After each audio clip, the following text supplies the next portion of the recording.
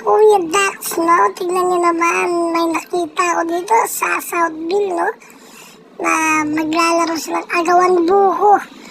Yan, no? Nilagyan po nila ng, ng change oil. Nilagyan ng change oil. Yan, para maging madulas paghabol nila.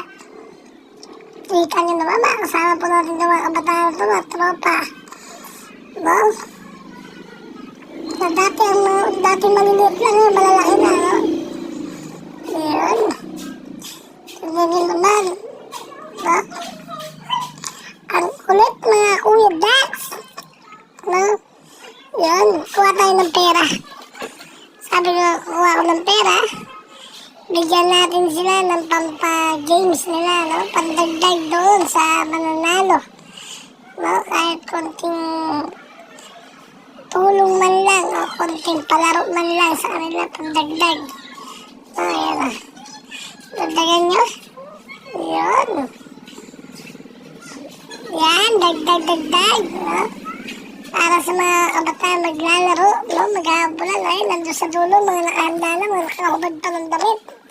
Mga Kuya Dax, no? Ayan, ginawayway na mayroong 100 pesos na idadagdag sa mananalo, no? Ayan. Ayan na. Tangita nyo. Nihanda kasi may dadaan. Ayan, mag-send tayo mga Kuya Dax, no? Ayun. Ayan na. Bibigyan na ng hudyat ang mga kabataan para tuloy sa takbuhan. Kung sinong mauna siyang mananalo, makakadala. Ayan. Yan, tumatakbo, no? Napakabilis naman itong isa, no? Nagigit-gitan pa sila yun. Kuha! Alay! Yan, no? Yan, nagagawa na. Yan, medyo madulas yan. Ayun, huli. Kailangan makuha nila, no? Yan, takbo. Yan, takbo. Ang takbo na ng isa.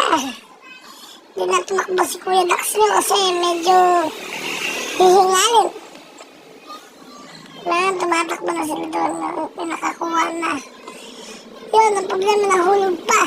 Ayun. Yan, pinagagawa nila ulit. Yan. Sige mga Kuya Dax, no? Napakaganda naman talaga.